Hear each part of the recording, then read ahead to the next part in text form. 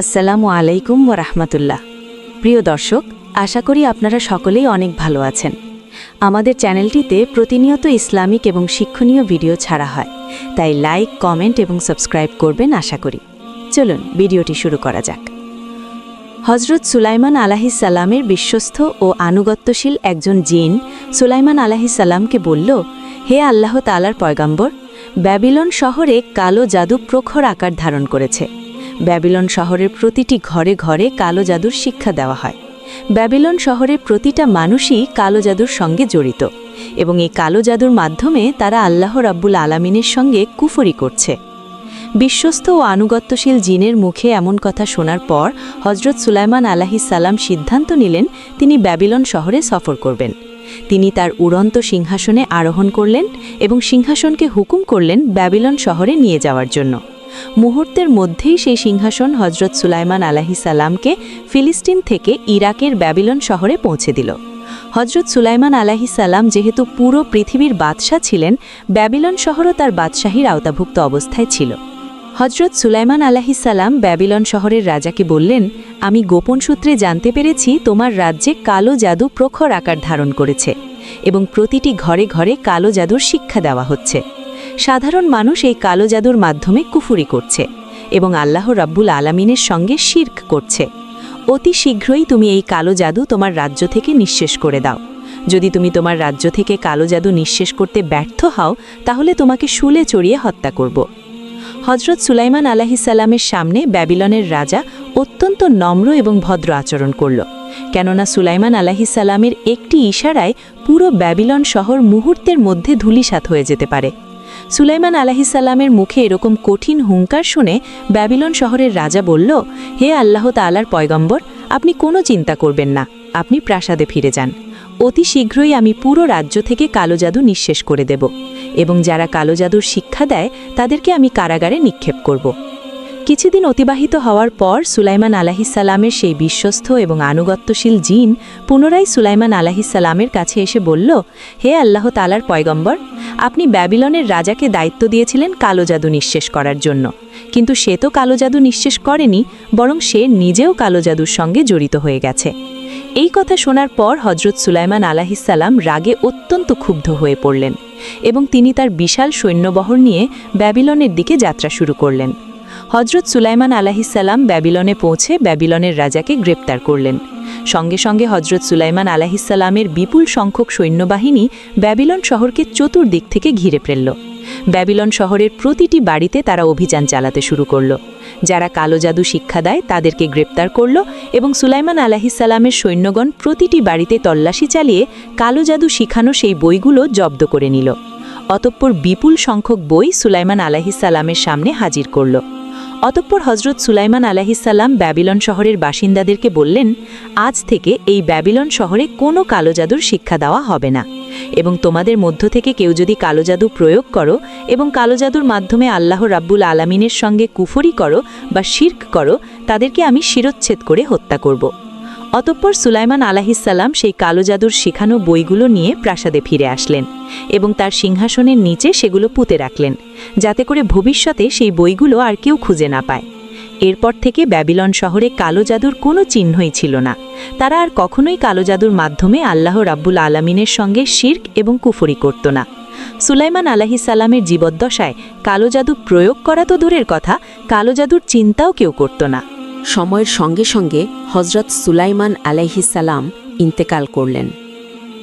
সুলাইমান আলাইহিসসালামের ইন্তেকালের পর ইবলিস শয়তান একজন দরবেশের বেশে ব্যাবিলন শহরে স্থায়ীভাবে বসবাস করতে শুরু করল এবং ব্যাবিলন শহরের মানুষদেরকে সে আস্তে আস্তে বোঝাতে শুরু করল যে, তোমরা যে নবী সুলাইমানের আনুগত্য করো এবং যে নবী সুলাইমানের দিনকে তোমরা মনে প্রাণে লালন করো, সেই নবী সুলাইমান তো কোনোদিন একজন নবী ছিল না, তিনি আসলে একজন মস্ত বড় জাদুকর ছিলেন।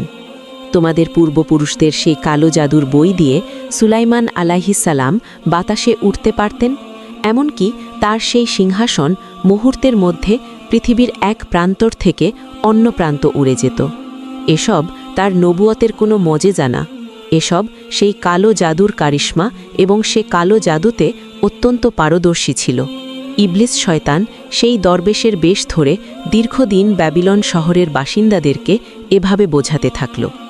এভাবে দীর্ঘদিন বোঝানোর পর ইবলিস শয়তান ব্যাবিলন শহরের বাসিন্দাদেরকে বোঝাতে সক্ষম হল যে সুলাইমান আসলে একজন নবী ছিলেন না, মস্ত বড় একজন জাদুকর ছিলেন। নাউজুবিল্লাহ। এক পর্যায়ে ব্যাবিলন শহরের বিপুল সংখ্যক বাসিন্দা ফিলিস্তিনে চলে আসলো এবং সুলাইমান আলাইহিসসালামের সিংহাসনের নিচে খনন করল। সুলাইমান আলাইহিসসালামের সেই পুঁতে রাখা কালো জাদুর বইগুলো তারা বের করে ফেলল এবং তারা আবার পূর্বের ন্যায় কালো জাদুর চর্চা শুরু করল। ঘরে ঘরে সর্বত্র কালো জাদুর শিক্ষা দিতে শুরু করল।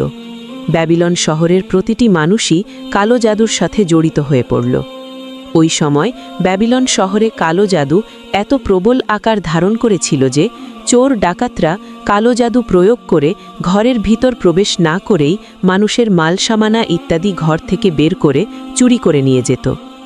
ব্যাবিলন শহরে যখন কালো জাদু ও কুফুরি জাদু প্রবল আকার ধারণ করল, আল্লাহ রব্বুল আলামিন দুইজন ফেরেশতাকে ব্যাবিলন শহরে পাঠিয়ে দিলেন মানুষদেরকে হেদায়াত করার জন্য।